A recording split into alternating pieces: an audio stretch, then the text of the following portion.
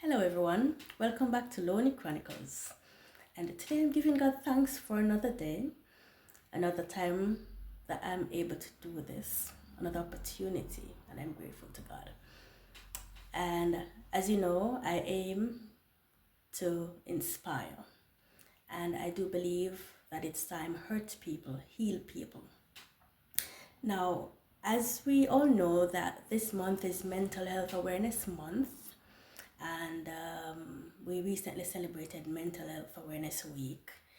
And all of us at some point in our lives have issues with our mental health, whether it be a stressful moment, period, loss of a loved one, we get overwhelmed, anxious, we get depressed for whatever reason because this is life, right? And those are normal physiological processes. But how do we actually combat mental health? Now, for me, when I was in Jamaica, as I told you before, I'm a midwife who is now living in England. And for me, when I was in Jamaica, I would go into my backyard and I would plant my vegetables and I would watch them grow and reap them and I would help to nurture them. I'd go in my garden and I'll speak to them. But what do you do when you're in a country away from your safe place, your comfort zone, in a new country with new people, with new culture, new climate? What do you do? Now, since I've been in England, people have been associating mental health with the weather. Now, as you know, today is a very beautiful day, by the way. It's nice and sunny outside. But it's not always like this. Sometimes the sky is very gray and gloomy and dark. In Jamaica, we say the sky is set up. But people have mental health challenges throughout the year, whether it's sunny, whether it's cloudy, whether it's gray and gloomy outside, whatever the circumstances where the weather is, people experience mental health challenges. And I'm just here today to speak a little about that and what to do to overcome these challenges, especially in a new country. When everything is new, everything is different. Honestly, I didn't think that England would be this different from my home country. I thought there would actually be some similarities, but it's actually very different. I mean, in everything. So I'm just speaking a little about that today. All right. So you know me already. I have to be bigging up God. I have to give God thanks first and foremost. And as Matthew 19, verse 26 says, with God all things are possible. And I am grateful to God because if it had not been for Him on my side, honestly, I don't think I'd be sitting here today. Nah. So I'm grateful to God. A few weeks ago, I was at a low point in my life. Honestly, I was thinking of just packing up and going home. Honestly, it got overwhelming. It got overbearing. That I thought that, listen, this is really not for me, and I'm not going to stuck it out any longer. I'm not going to fight it out any longer. This is making no sense for me. The challenges are too great. It's just overwhelming, and it's best if I just pack up and go home. Just return home. And so I bought 2 barrels, and the following day, I made some calls, because I'm starting to make applications to return home. And I made some calls, and the person to whom I asked to speak with, they said was currently in a meeting. And so they said to call them back in another 5 minutes. Now, let me tell you how God works in my life. Because I got a call from someone who I wasn't even expecting a call from. This person I met randomly while I was in England. She doesn't know me from Jamaica. She doesn't know me back home. As a matter of fact, she left Jamaica long before I got here in England. Long before, long before maybe I even started working. So,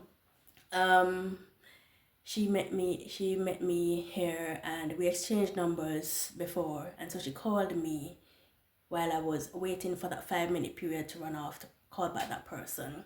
And when she called me, she started praying. Remember, I'm at a low point in my life. I'm packing up to go home. I just purchased 2 barrels because I'm going home. This was just overwhelming and it was too much for me. And when she called me, she prayed and she prayed and she prayed and she prayed. And an hour passed and she prayed. And at the end of the prayer, I didn't even remember that I wanted to call somebody back home. The God that I serve, he said, no, your work in England is not yet finished, and so you're not going anywhere. So I'm still here. And as I said before, I aspire. I really, really, really aspire to inspire. And I aim to use my challenging experiences to minimize the challenges another person will experience, right? And that is the main aim for this channel, basically, so that me, being a hurt person, will heal some people.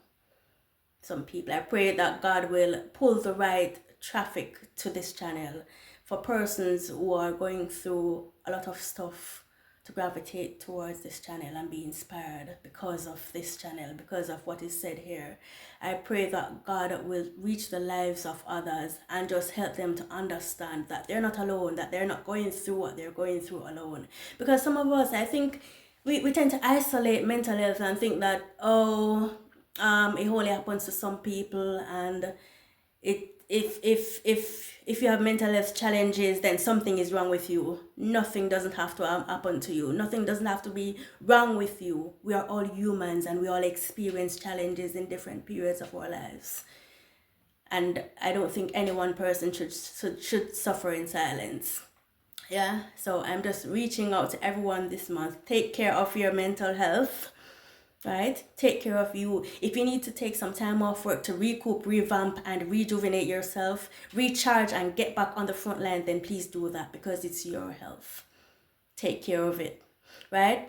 And as I said, I was going to share with you some of the tips that I utilize to overcome the challenges of mental health in this country.